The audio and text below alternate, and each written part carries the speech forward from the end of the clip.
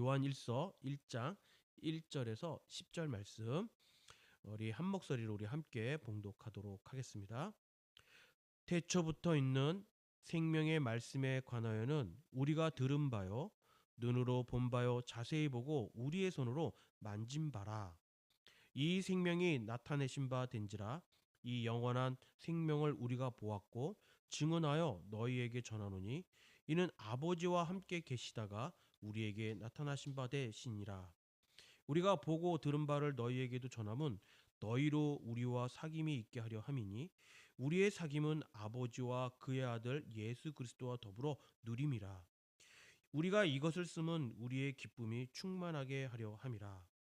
우리가 그에게서 듣고 너희에게 전하는 소식은 이것이니 곧 하나님은 빛이라.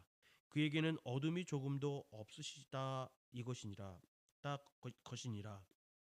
만일 우리가 하나님과 사귐이 있다 하고 어둠에 행하며 거짓말을 하고 진리를 행하지 아니하거니와 그가 빛 가운데 계신 것 같이 우리도 빛 가운데 행하며 우리가 서로 사귐이 있고 그 아들 예수의 피가 우리를 모든 죄에서 깨끗하게 하실 것이요 만일 우리가 죄가 없다고 말하면 스스로 속이고 또 진리가 우리 속에 있지 아니할 것이요 만일 우리 죄를 자백하면 그는 미쁘시고 의로우사 우리 죄를 사하시며 우리를 모든 불의에서 깨끗하게 하실 것이요 만일 우리가 범죄하지 아니하였다 하면 하나님을 거짓말하는 이로 만들 것이니 또한 그의 말씀이 우리 속에 있지 아니하리라. 아멘. 아멘. 우리 한번 옆에 있는 계신 분과 우리 좌우에 계신 분들한테 우리 한번 인사해 볼까요? 당신은 빛의 자녀입니다. 당신은 빛의 자녀입니다. 당신은 빛의 사람입니다. 당신은 빛의 사람입니다. 아멘. 오늘도 주님의 빛 안에 거하시는 저와 여러분이 되기를 간절히 축원합니다. 이제 우리 새해가 밝았습니다. 이제 이렇게 또 새로운 2026년이 시작되었어요. 우리는 또 이렇게 한 해가 시작되면은 이게 그러니까 첫문 앞에 이렇게 서게 되는 그러한 느낌이 드는데요. 또 오늘 예배가 또 2026년 첫 예배인데 정말 지난 한 해를 돌아보면은 어떻습니까? 좀 아쉽다. 좀 더 열심히 살 걸. 또 그런 아쉬움도 있고 또 어떤 분들은 또 감사한 일들이 있으셔서 감사함이 넘쳐나고 또 어떤 분들은 자이든 타이든 어떤 슬픔의 순간을 맞이하는 분들도 있습니다. 그리고 뭐 우리들 스스로가 또 이렇게 한 해를 지나가게 되면 그 전에 있던 그 2025년을 바라보면서 야, 정말 잘 버텼다 우리가. 그동안 1년 동안 너무너무 잘 버텼다라고 스스로 말을 위로하는 사람들도 계시고요. 또 어떤 분들은 이제 그때 못했던 그 아쉬움을 이제 다시 시작할 수 있는 그래서 시작할 수 있겠구나. 또 다시 시작할 수 있어라는 그런 어떤 소망을 가지고 나아가는 분들도 계실 거예요. 이렇게 새해가 시작되면. 그런데 여러분, 우리가 이런 많은 이야기도 있지만 우리가 스스로 한번 이런 질문도 한번 던져보는 것도 좋을 것 같아요. 과연 나는 어디에 서 있는가? 어디에 서서 나갈 것인가? 어떤 길을 지금 걸어야 될 것인가? 그리고 우리가 그리스도인으로서 또 하나님의 자녀로서 하나님과의 관계는 어떠한 관계로 우리가 이 한 해를 또 나아가야 하는가? 한번 이런 스스로의 어떤 그런 질문들을 한번 던져봤으면 좋겠습니다. 그래서 오늘 본문 요한일서 1장은 새로운 한 해를 시작하는 우리에게 가장 본질적인 질문을 던지는 말씀이 있어요. 뭐냐면 너는 빛 가운데 행하고 있는가? 너희들은 하나님의 자녀로서 빛 가운데 그러한 삶을 행하며 살아가고 있는가라고 이렇게 또 우리에게 아주 가장 그 본질적인 질문을 던집니다. 오늘 본문 1절을 보면요. 이렇게 말하죠. 태초부터 있는 생명의 말씀에 관하여는 우리가 들은 바요 눈으로 본 바요 자세히 보고 우리 손으로 만진 바라. 이 사도 요한은 복음을요, 여러분, 단순한 어떤 이론이나 교리가 아니라 많은 사람들이 이 기독교 또 이렇게 교회 안에서 보면 많은 교리를 이야기하고 어떤 원리 이론을 이야기하는 경우가 많습니다. 그런데 오늘 사도 요한은 그러한 단순한 어떤 교회 안에서의 이론과 교리가 아니라 직접 보았다고 하고요. 만지기도 했다라고 하고 또 그런 것을 경험한 어떤 그 생명의 그 말씀이라고, 그래서 복음을 생명의 말씀의 복음이라고 고백하는 거예요. 1절을 보니까. 이것은 뭐 여러분 단순한 어떤 신앙의 단순한 종교적인 습관을 말하는 것이 아닙니다. 그냥 우리가 습관적으로 복음 생명의 말씀이죠. 근데 세상을 살아가는 걸 보면 어떻습니까? 생명의 그 복음을 생명으로 여기지 않는 그러한 경우들이 너무 많다라는 거예요. 그냥 습관적으로 교회를 오래 다녔으니까 습관적으로 이야기한다라는 거죠. 그런데 여러분 신앙은 이렇게 단순한 어떤 습관적인 것이 아니라 인격적인 만남입니다. 신앙은 인격적인 만남이 있어야 한다라는 거예요. 즉 하나님과의 인격적인 만남이에요. 다시 말씀드리면 하나님과의 관계를 가져야 한다라는 거죠. 그게 신앙의 생활의 어떤 기본이에요. 많은 사람들은 믿음을 정보로 알고 있습니다. 믿음을 정보라고 한다는 게 뭐냐면 내가 좀 더 알고 내가 좀 더 예수님을 알기 위해서 배워야 하고 말씀을 읽고 따라가야 한다라고 생각을 해요. 맞아요. 그런데 그것이 문제는 뭐냐면 그것이 지식으로만 남는다. 정보로만 남으려고 한다라는 거예요. 믿음은 이런 정보가 아니라 여러분 그 말씀을 읽고 하나님과의 그 만남, 인격적인 만남이 이루어져야 한다는, 관계가 이루어져야 한다라는 거예요. 그게 믿음인 거예요, 여러분. 내가 많이 한다고 해서 지식적으로 내가 많이 한다고 해서 믿음이 좋은 게 아니라는 거죠. 그것을 통해서 내가 어떠한 삶을 살고 또 어떠한 많은 사람들에게 어떤 선한 영향을 끼치며 주님과의 인격적인 그 만남을 통해 기도를 통해서 이루어지냐, 관계가 이루어지냐, 이것이 바로 여러분 믿음인 것입니다. 사도 요한은 그래서 말하고 있는 거예요. 들었다, 보았다, 만졌다라고 이야기하는 거예요. 이게 뭐예요, 여러분? 이는 예수님이 실제로 이 땅에 오셨고 그분과 삶을 함께하는 증인이라는 고백이에요, 여러분. 여러분, 사도 요한이 만약에요 들었다, 보았다, 만졌다라고 이야기했는데 만약에 예수님이 이 땅에 오시지 않고 그분이 그냥 있었다면 사도 요한은 어떤 사람이에요? 거짓말하는 사람이 되는 거예요. 그렇지 않다라는 거죠. 실제적으로 이 땅에 오셨고 예수님께서 그래서 그분과 함께한 사도 요한이 나는 그분과 함께했다라고 관계를 가졌다라고 실질적인 고백을 하고 있는 장면입니다. 아까도 말씀드렸지만 오늘날 많은 사람들은 신앙을요 지식으로만 가지고 있습니다. 내가 좀 더 지식을 알아야 교회 안에서 좋은 믿음을 가졌다라는 어떤 그런 고정관념들이 다 계신 것 같아요. 성경을 알고 교리를 알고요. 교회를 알아요. 목사인 저보다도 더 교회를 아세요. 교회가 어떤 곳인 줄 알아요? 성경 말씀을 보면요. 목사님 이런 말씀이 있습니다. 교회의 교리는 이렇게 해야 되는 게 맞지 않나요? 너무 잘 아세요. 다들. 그런데 그러한 분들의 뒤를 보면 늘상 어떤 믿음이라는 마음을 가지고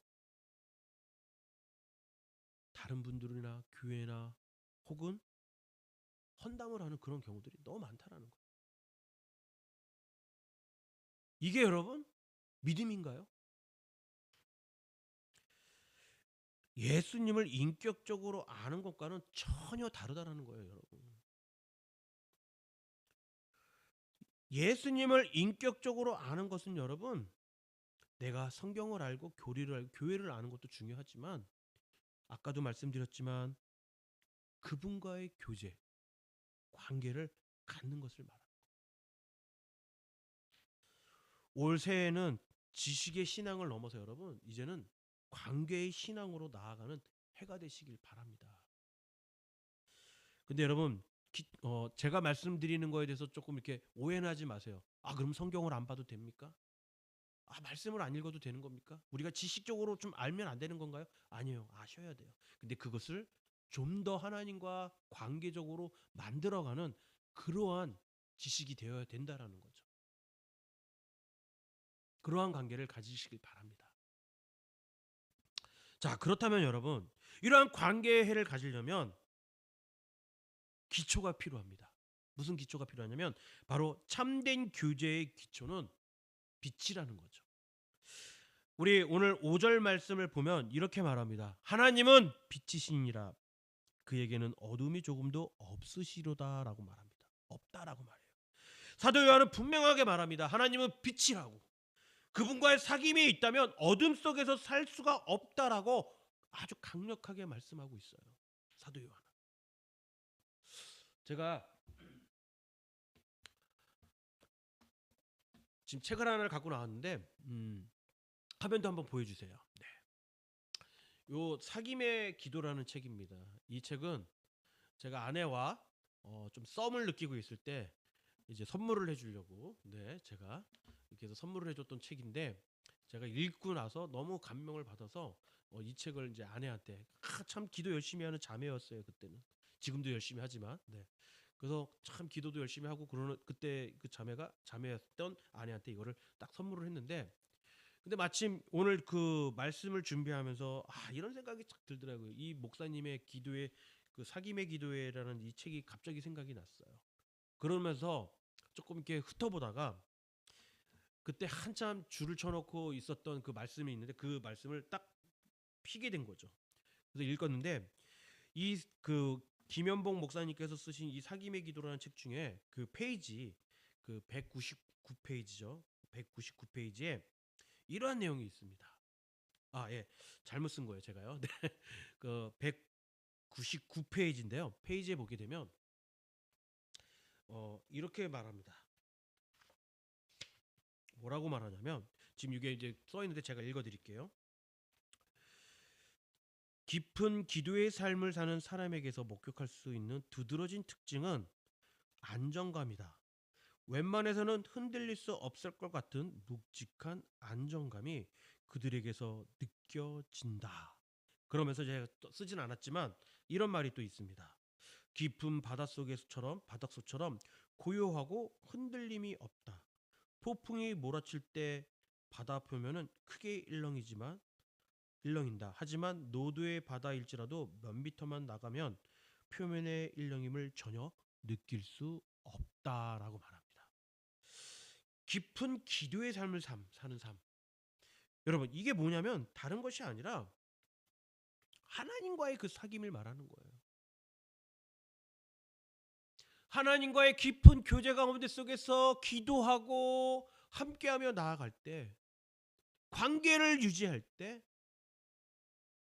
어떠한 그 어려움과 힘든 감이 있다 할지라도 그분들에게는 안정감이 있다라는 거예요.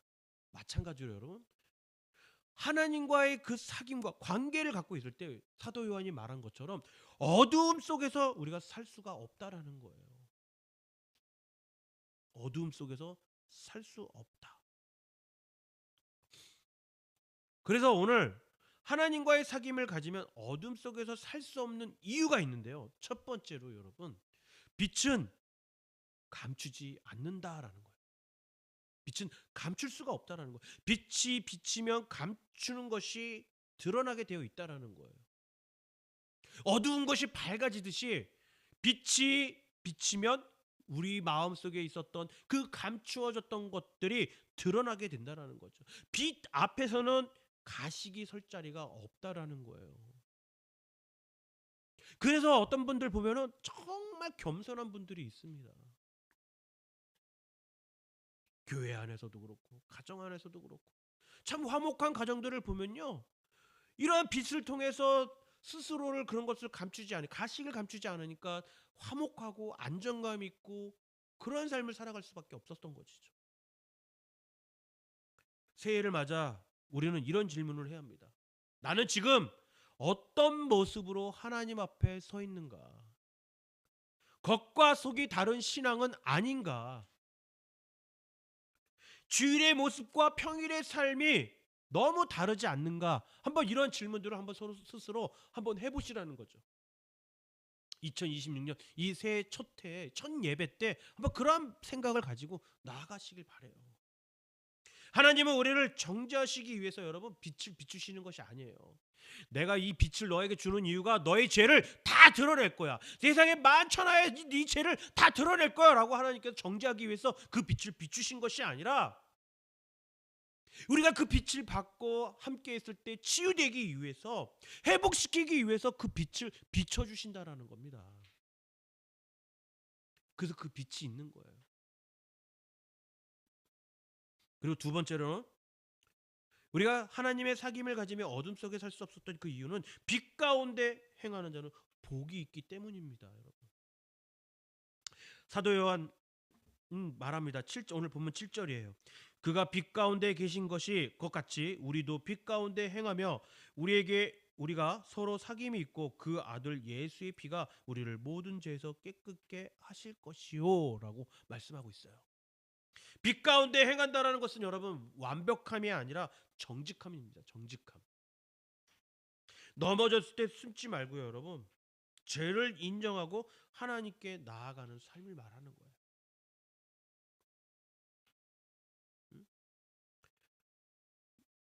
요번 그 새해 때 여러분 이런 다짐하지 마세요. 나는 오늘 완벽한 사람이 되겠어. 한번 말씀을 가지고 완벽하게 한번 사람이 되어보겠어. 이런 다짐하지 마세요. 빛 앞에 정직하게 서겠다라는 결단으로 먼저 시작하시길 바랍니다. 왜냐하면 여러분 왜 우리가 이런 결단을 해야 하냐면 죄를 고백할 때 우리 안에 있었던 그 죄들을 고백할 때 그때 바로 회복이 시작되기 때문입니다. 사도 요한은 아주 현실적인 말씀을 합니다. 8절이에요. 만일 우리가 죄가 없다고 말하면 스스로 속이고 또 진리가 우리 속에 있지 아니할 것이요 라고 말합니다. 그리고 나서 바로 9절에서 또 이렇게 말하죠. 만일 우리가 우리 죄를 자백하면 그는 미쁘시고 의로우사 우리 죄를 사하시면 우리를 모든 불의에서 깨끗하게 하실 것이요 라고 말씀합니다. 신앙의 출발점은 여러분 죄 없음이 아니라 죄를 인정하는 거예요. 뭐 이 세상에 죄 없는 사람 없잖아요. 뭐 세상 사람들은 그렇더라고요. 내가 무슨 죄가 있다고요? 막 이러면서 얘기를 하시는데 우리가 죄 없음이 아니라 죄를 인정하는 거예요. 신앙생활 중에서 가장 우리의 큰 적은 무엇인 줄 아세요, 여러분? 신앙생활에서의 우리 가장 큰 적은 바로 위선입니다. 위선. 나는 괜찮아. 나는 아무 문제 없어. 정말 괜찮은가요? 정말 아무 문제가 없어요, 여러분.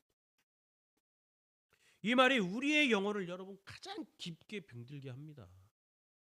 교회 안에서 막연해요. 집사님 그러면 권사님, 장로님 그러면 나는 괜찮아요. 근데 실질적으로 그렇지 않다라는 거예요. 그게 뭐예요, 여러분? 위선이에요, 위선. 반대로 여러분, 주님, 저는 부족합니다. 제가 잘못했습니다라고 이렇게 회개의 고백을 하게 되면 그 마음의 문이 활짝 열리면서 주님 앞에 나아갈 수 있다라는 거죠. 그래서 여러분 회개는요 패배가 아니라 승리입니다. 승리.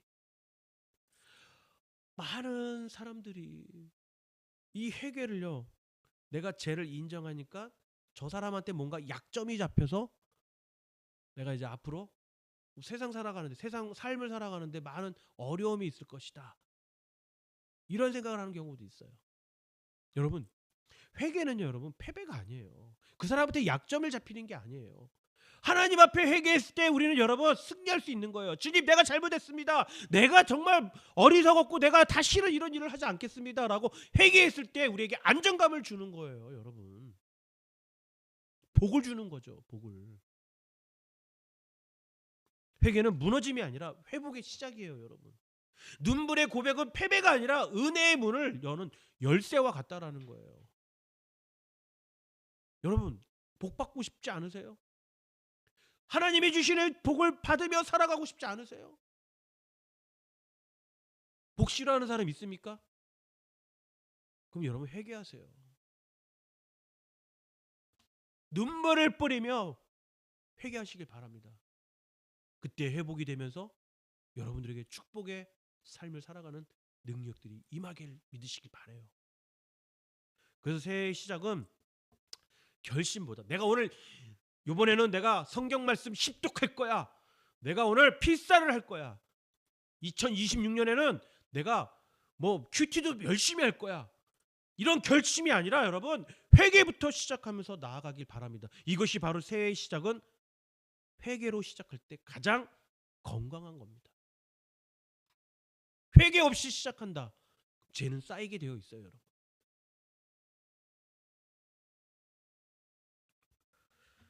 (2026년을) 향한 여러분 신앙의 결단을 하시길 바라요. 이렇게 새해를 시작했으면 좋겠습니다. 어떻게 결단하냐면 빛 가운데 살기로 결단하겠다라고. 이제 숨지 말고 변명하지 말고 하나님 앞에 정직하게 서겠다라는 결단을 하시길 바라요. 그리고 두 번째로는 말씀과 교제를 회복하겠다는 결단하시기 바랍니다. 말씀을 읽고 묵상하고 말씀 앞에 자신을 비추시길 바라요. 그러면 뭐가 나올까요? 그때 회개가 나오는 것이고 교제가 나오는 것이고 관계가 회복이 되는 거예요. 그러면 말씀과 교제가 회복이 되는 것이죠. 그리고 마지막 세 번째는 회개의 은혜를 사모하시길 바랍니다. 회개는 부끄러움이 아니라 회복의 통로입니다. 공동체 안에서 빛으로 살아가시길 바라요. 서로를 정죄하지 말고 서로 세워주고 함께 걸어가는, 함께 손잡고 걸어가는 그러한 여러분들이 되시길 바라요.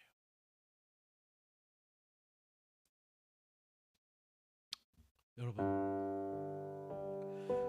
오늘 우리는 요한일서 1장을 통해서 빛 가운데 행하신다라는 것이 무엇인지를 함께 묵상하며 나아갔습니다. 빛 가운데 산다라는 것은 여러분 완벽하게 사는 것이 아닙니다.